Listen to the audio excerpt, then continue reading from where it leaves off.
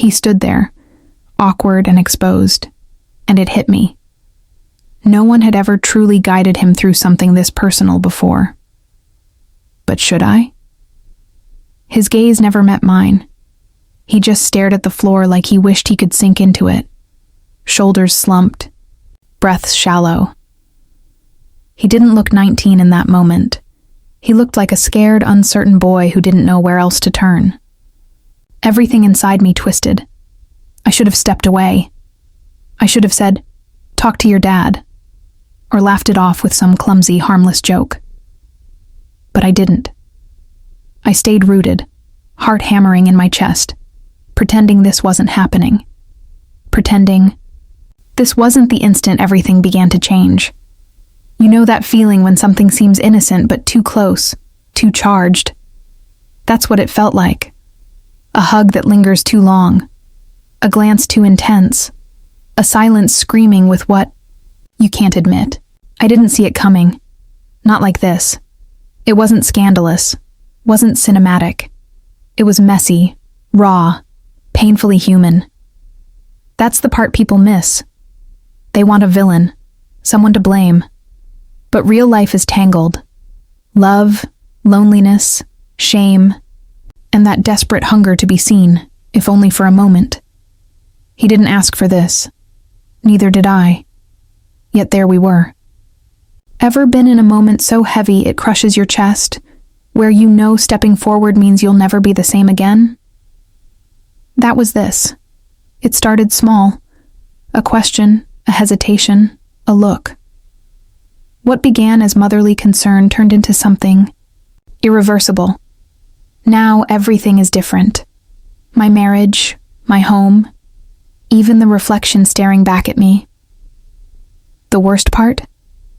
I still don't know if I did the right thing, or the worst thing imaginable.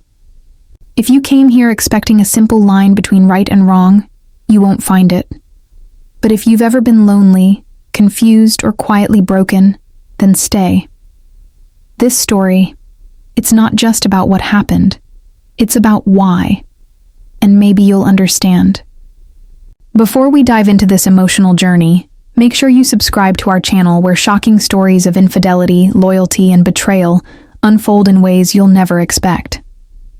Don't forget to hit the bell icon and like this video. It truly helps. Let's begin. I was 38 when I remarried. It wasn't a sweeping romance, no drama, no fire. It was steady, safe, simple. After a brutal divorce and years of raising my daughter alone, I thought that's what I needed. Mark was stability personified. Calm, diligent, reliable. But I should have noticed how rare his smiles were, how often his eyes passed over me, like I was part of the furniture. We married in spring. By fall, I was spending most evenings alone. He started working late. At first, I believed him. Meetings, calls, deadlines. I nodded, patient, the good wife. But the truth was, he wasn't staying late because he had to. He simply didn't want to come home. Our house was stunning. Polished, floors, soaring ceilings, open spaces. But it echoed emptiness. I'd light candles just to pretend someone else was near. Some nights, I'd set 3 places. One for me, one for Mark, one for Jason. Most nights I ate alone. Jason was 19, Mark's son from his first marriage. His mother left when he was 4, just packed up and vanished. Mark never spoke of it. Jason didn't talk much either. Not rude, just distant, hiding behind hoodies and headphones. He wasn't rebellious, just sad. It clung to him like a shadow. I tried. Snacks he liked, questions about school, sitting nearby during TV shows. He'd nod, maybe offer a small smile, but the wall between us stayed thick and high. Sometimes there were cracks, tiny moments of connection, like when he carried groceries and shared a story about a teammate's sprained ankle, or when I mentioned a show I liked and he murmured, "Yeah, I've seen that one." Fleeting, fragile moments, Yet I cherished them. It was strange, the way Jason noticed me more than Mark did. Mark barely touched me anymore. He'd come home, mumble hello, pour a drink, and vanish into his study. Hours would pass. I'd knock, offer dinner. "Not hungry," he'd say, or "already ate." Then the door would close again. Some nights, lying beside him without even brushing against him, I'd wonder if he'd notice if I just disappeared. The loneliness was quiet, seeping in like a slow leak you don't notice until the foundation rots. I started staying up late, folding laundry in silence, listening to the hum of the refrigerator. Jason would drift past in the hallway, sometimes nodding if we locked eyes, sometimes not. I didn't blame him. I wasn't his mother, not even really family, just the woman his dad married. Still, I noticed things. How he stopped coming to breakfast.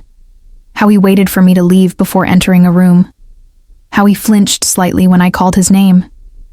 How he stared at the floor a little longer when we spoke. At first I wrote it off as teenage awkwardness. But it was something else. One night, I caught him staring. Not in a leering way, but as if trying to decode me, to figure out something, just out of reach. I smiled. He looked away fast, and there it was, the shift, small, almost invisible, like the tiniest crack in a bridge before the collapse. I didn't think much of it. I had too many other worries, or at least that's what I told myself. I told myself I was imagining things. But looking back now, that was the moment I should have paid attention. That tiny flicker of warning deep in my gut. The feeling that something had started, quiet and slow, and that whatever it was, it wouldn't stay innocent for long. It started with laundry, just a regular Tuesday. Nothing special. The sun barely crept through the blinds, the house dead silent, just the low hum of the washing machine and my own thoughts echoing around me. I was folding shirts, Mark's stiff button-downs, my soft cotton tees, Jason's gym clothes. His soccer jersey was still damp with sweat, crumpled like he'd peeled it off in a hurry. I shook it out, smoothed it flat, reaching for the next piece when I saw them. His boxer shorts. I froze. They were inside out, bunched. But there was something I wasn't ready for. A shape, a detail that made my breath catch. My hands trembled as I tried to convince myself it was nothing, just fabric, just laundry. But my eyes lingered, and in that split second, something uninvited slipped into my mind. I jerked my gaze away, folded them quickly, shoved them into the basket like they might burn me. But it was too late. The image had settled, sticky and heavy, and no matter how much I blinked or scolded myself, it stayed. Later that day, Jason limped through the front door. My stomach clenched. He tried to hide it, tried to act casual, but I caught the stiff way. He moved, the way his face tightened with every step. He headed toward the stairs. "Are you okay?" I called out. He paused, barely looked back. "Yeah, just sore." Without thinking, I followed him a few steps. "Did you get hurt at practice?" He stopped halfway up, back still to me. His shoulders rose, slow and heavy. Then, without turning around, he said, "It's just hard to deal with sometimes." My heart skipped. "What is?" I asked, a beat of silence. Then he muttered, "Just stuff," and disappeared into his room. His door clicked shut, leaving me staring after him. Stuff. It lingered in the air, heavy and unspoken. Went back downstairs and sat on the edge of the couch. But I couldn't focus. My mind kept circling that one moment, over and over like it had teeth. Was it an injury? Something deeper? Or was I just imagining everything again? I told myself to let it go, that I was being ridiculous. But I couldn't. My chest was tight, my heart thudding too loudly for the quiet house. That night, I made dinner. Nobody ate. Mark didn't come home. Jason stayed hidden away. I sat at the dinner table alone, staring at 3 untouched plates, feeling the emptiness crawl over my skin. Later, wrapped in sheets that felt too wide and too cold, I couldn't sleep. I just lay there, staring at the ceiling, my mind refusing to let Jason's face go. The limp, the hesitation, the sadness stitched into the way he moved. And more than anything, I couldn't stop wondering, what was he really struggling with? And why was my heart beating so fast because of it? I should have ignored it, should have folded those clothes, closed the laundry room door, and erased that flicker from my mind. But I didn't. Something inside me, some quiet aching need to be needed, kept digging, kept watching, kept caring in ways I wasn't supposed to. I kept telling myself it was motherly concern, that it was my job to notice, to ask, to help. But the truth? It wasn't just about him. It was about me too. Because nobody else was paying attention to Jason, and nobody was paying attention to me either. I used to be touched, not just physically, but emotionally. Mark used to trace his hand down my back when I washed dishes, used to whisper in my ear at night, laugh at my dumb jokes. I used to be seen. Now I wasn't even sure I existed to him anymore. I could walk into a room and barely stir the air, like a ghost slipping by unnoticed. So when Jason asked me one night, out of nowhere, what makes a man normal? I froze. He was sitting at the kitchen table, fiddling with his phone, not looking at me. Then he said, casual but careful, "Can I ask you something weird?" I smiled, heart thudding. "Sure," I said. He asked, "How do guys know if something's wrong with them? Physically?" I blinked. Heat flooded my cheeks, but I kept my voice even. "What do you mean?" He shrugged, eyes low. "Like, when you're not like everyone else, you know?" I didn't know how to answer. I smiled gently, forcing a calm I didn't feel. "Everybody's different," I told him. "There's no real normal." He looked at me, just for a second, and nodded. "Okay." But the moment hung between us, thick and heavy. This wasn't a boy asking about puberty. This was a young man, burdened by the body he lived in, asking if he was broken. And I had no idea what to do with that. I should have brushed it off, sent him to his father, but Mark would have shrugged it off, or worse, made him feel ashamed, and I couldn't let him feel small. Not when I knew exactly what that felt like. The questions came slowly after that, not all at once. Little ones. Do girls care about size? Does being too different scare people away?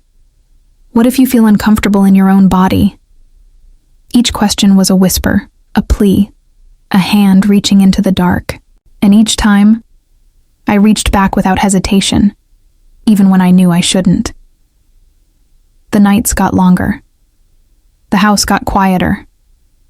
Mark came home later, left earlier, barely even glancing at me. I lay in bed wondering when exactly I became a ghost. And then, one night, I heard a knock at my bedroom door. Soft, hesitant, 3 gentle taps. My heart stopped. I knew it wasn't Mark. And deep down, I knew that once I opened that door, things might never go back to the way they were. I opened it anyway. He stood, there in the dim glow of the hallway light, hands tucked into the sleeves of his hoodie, eyes lowered like he couldn't bear to meet mine. I didn't say a word. I just stepped aside. He entered slowly, uncertain, like he hadn't planned this, but had been pulled here by something stronger than him. Something he couldn't fight. I sat at the edge of the bed. He stayed standing. The silence stretched between us, the kind that hums in your ears, the kind that makes your own heartbeat feel deafening. Then he spoke, voice barely above a whisper. "They laugh at me." I looked up, confused. "Who?" He swallowed hard. "The guys in the locker room. At practice." I wanted to ask why, but I waited. He looked so raw, so stripped down. "They think there's something wrong with me, like I'm a freak." He glanced at me once, then looked away. His words twisted something inside me. I kept my voice soft. "What are you talking about?" His cheeks flushed. His hands twisted tighter in the sleeves of his hoodie. "I didn't ask to be like this," he said. "I didn't try to be different. It's not something I can control." I nodded slowly, giving him space. "Different how?" He hesitated, then whispered, "You know, how some guys are just built different." I said nothing. He looked like he wanted to vanish. "I hate it," he said, voice cracking. "It's uncomfortable. It hurts sometimes. I can't even wear certain pants without people noticing. I hate the attention." I stood and walked over, sitting beside him. Not too close, just enough to show him I wasn't afraid. "You're not a freak," I said, forcing my voice to sound stronger than I felt. He didn't believe me. I could see it, plain as day, in the way his defenses barely held together. "They whisper about me, laugh, even the coach. He can't even look at me." His voice broke again. "It's like I'm not even allowed to exist this way." I reached out, rested my hand lightly on his shoulder. "Jason," I said, "listen to me. There's nothing wrong with you." He finally met my eyes. And God, the pain there was almost too much to bear. "You're normal," I said. And then, after a breath, "You're more than normal. You're perfect just the way you are." I regretted the word the moment it left my mouth, perfect. But it was too late. It hung there, thick and warm in the small space between us, and he smiled. Not a big grin, not a laugh, something softer, sadder. Like he'd been starving for someone to say it. We didn't talk much after that. We just sat there, his shoulder warm against mine. I didn't pull away. That night, something between us shifted. And after that, everything began to change. He started coming downstairs more, hovering in the kitchen while I cooked, asking quiet questions about what I was watching, what I was reading. He even offered to help sometimes, chopping vegetables, drying dishes, standing close like it was the most natural thing in the world. We began watching shows together in the evenings, at first with a pillow between us, and then, over time, not. He laughed more, smiled more, and so did I. It felt strange how easy it was, how natural, like some small, hidden pocket of warmth had opened up in my cold, quiet life, a secret world that only we existed in. And I knew how dangerous that feeling was, but I let it grow anyway. One night, he made me tea without asking, just placed it in front of me like it was normal. Another night, we watched an old movie I'd seen a dozen times, but it felt new somehow with him sitting there, slowly leaning. Closer as the minutes passed, I began to notice how he looked at me. Not glances, looks, deep, steady, lingering, like I mattered. And God help me, I didn't hate it. I told myself it was innocent, that we were just two lonely people finding comfort in each other's company. But deep down, I knew it wasn't. The whole truth. There was an energy in the room when we were alone. Thick, quiet, charged.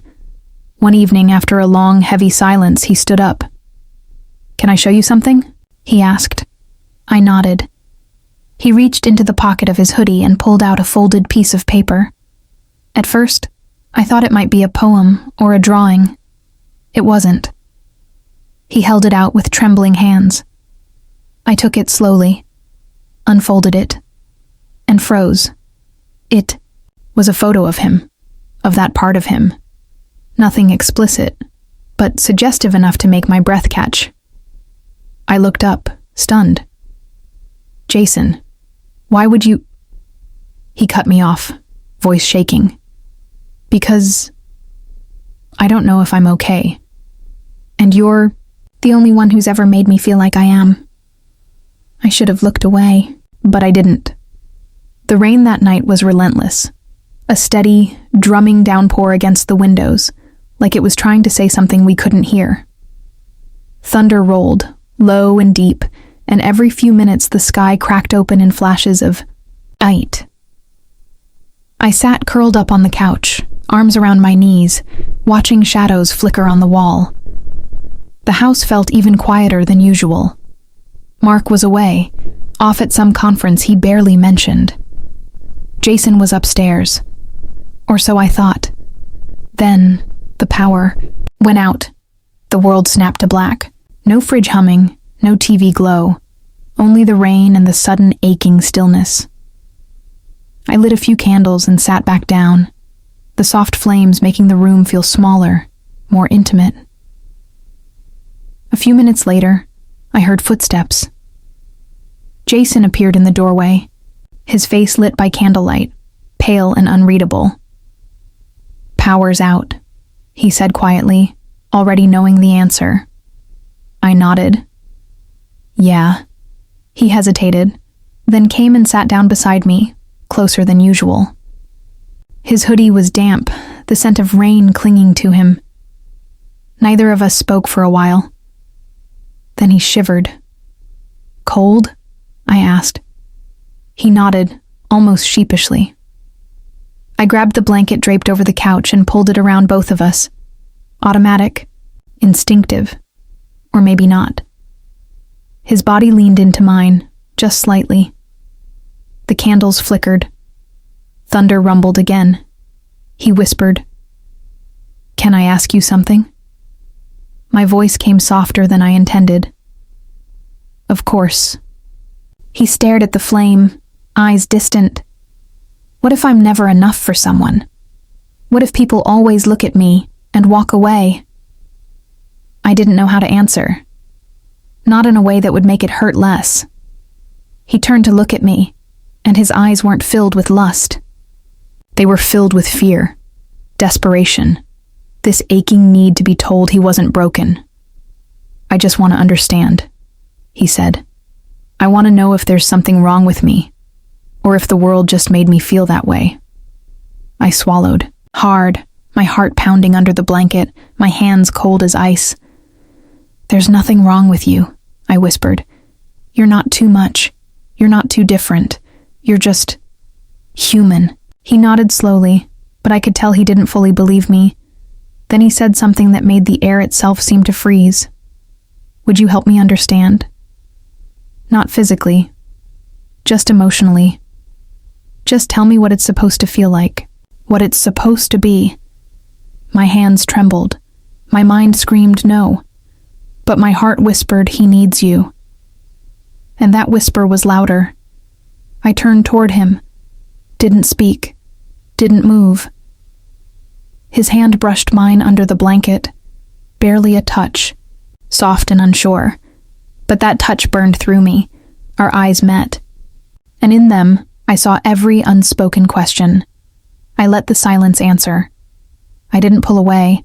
I didn't stop him, and he didn't stop me. A tear welled up in my eye before I even knew why. Guilt, maybe. Relief, maybe. Both. But that night, something broke. Or maybe something finally gave in. The next morning, the house felt different. Not quieter. Heavier. Like the walls themselves were holding their breath. I got up early, hoping the stillness might somehow clear my head. Maybe making coffee, wiping down the counters, doing anything normal would make me feel normal again. But my hands shook as I rinsed a mug, and there was an ache in my chest I couldn't name. Jason didn't come downstairs. I waited. I made breakfast, toast, eggs, letting the smell fill the house. But the chair across from me stayed empty. When he finally emerged, hours later, He walked right past me without a word. Didn't look up. Didn't pause. Just kept moving. I stood there, clutching a dish towel, staring at his back, willing him to turn around, to give me something. Anything. But he didn't. Minutes later, my phone rang. Mark. I couldn't answer. I stared at the screen until it went dark again, his name flashing like a slap across my face. I couldn't hear his voice. Not today. Not after last night. I tried to act normal. I folded the blanket on the couch. I opened windows. I played soft music. But every move felt wrong. Too loud. Too fast. Too exposed. Jason stayed in his room. He didn't come down for lunch. Didn't text. Didn't ask about dinner. That night, his bedroom door was locked. I stood outside it, hand resting lightly on the knob, as if that could summon back the silence we used to share. The easy, wordless comfort. But now, even the quiet felt dangerous. I didn't knock. I just stood there until I heard movement behind the door. Footsteps, then nothing. He was pulling away from me, and the hurt of it cut deeper than I expected. The next day, he left the house early without saying where he was going. Came home late. Avoided eye contact. Ate nothing. It went on like that for days, and I started to wonder. Had I ruined the only bond I had left? Had I broken something inside him? Maybe he regretted it. Maybe he didn't, and that scared him even more. I replayed that night 100 times in my mind. I didn't stop him. He didn't stop me. But maybe we both should have. The guilt didn't scream. It whispered. A constant dull ache beneath everything I did. I caught glimpses of him sometimes, passing through the kitchen, the living room, but he never looked up. He was slipping away from me, and I didn't know how to reach him. One evening I walked past his room and saw the door cracked open. He sat at his desk, hunched over, writing furiously. His notebook open in front of him, pen moving like he was racing against something that might devour him whole. Then he stopped, tucked the pen into the spine, closed the notebook with a gentleness that broke my heart, as if it held something precious. And then he hid it. Not placed it aside, hid it, under a loose floorboard near his bed. I watched through the crack, frozen, heart hammering. He never saw me. I backed away quietly, pulse racing. What was in that notebook? Was it about me? About us? Was he blaming me? Protecting me? Neither? I didn't sleep that night. I kept seeing the way he folded that notebook, the way his shoulders curled inward like he was shielding himself from the world or from the truth he couldn't say aloud. I wanted to knock. I wanted to ask. But I didn't. Because part of me was terrified of the answer. I told myself I was helping him. That he needed comfort, acceptance, safety. Things no one else had ever offered him. But deep down, maybe I wasn't trying to help him at all. Maybe I was trying to fill something hollow inside myself. The silence in the house. The way Mark stopped seeing me. The empty bed. The meals made for 3, eaten alone. The woman in the mirror, fading into background noise. I was starving for connection, and when Jason reached out, I didn't just take his hand. I clung to it. Now the house feels alien to me, like everything shifted an inch to the left, and I'm the only one who notices. Like I'm living inside a memory that doesn't know where it belongs. I keep thinking, should I tell Mark? Would that be some twisted form of honesty, or just another cruel betrayal? Sometimes I imagine packing a bag and leaving, vanishing, starting over somewhere I don't have to carry this secret like a stone dragging me under. But I don't move. Because I'm not sure I deserve a second chance. Forgiveness feels like it belongs to someone else. Someone better. Someone who made a mistake without seeing it coming. But I saw it coming. I saw it in the way Jason looked at me, in the way I started looking back. In every unspoken moment we let linger too long. I blurred the line between mother and woman. And now I can't unblur it. I don't even know who I am anymore. Protector, villain, lonely wife, woman who crossed a line she swore she never would. Maybe I'm all of them. Maybe that's why it hurts so much. 3 nights ago, he left a note on my nightstand. No envelope, just a folded piece of paper. My name written in his careful, hesitant handwriting. I saw it the moment I walked in. I picked it up, holding it like it might catch fire in my hands. I haven't opened it. Not yet. Because part of me doesn't want to know what he said, and part of me already does.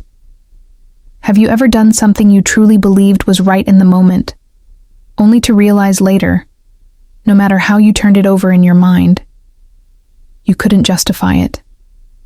Not to yourself. Not to anyone. That's where I'm sitting now. Not because I wanted to hurt anyone. Not because I planned it. But because I was human. Weak. In a moment that felt like it mattered more than anything else in my life. Am I a terrible person? Or just a lonely soul? Aching to be seen. I don't know anymore. Maybe that's why I'm telling you this. Because I need to know what you think. Have you ever felt so empty that even the smallest bit of connection felt like salvation? Was I wrong for letting it go that far? Was he wrong for asking me to? Tell me in the comments. Be honest. Be kind. Be whatever you need to be. But don't be silent. Because silence is what got me here in the first place. And if this story stirred something in you, if it made you think, or feel, or question anything in your own life, don't forget to like this video. It helps more than you know. Subscribe to Affair Revealed for more real stories. Stories that challenge the heart, blur the lines, and dive deep into the messy, painful human parts of love, trust, and betrayal.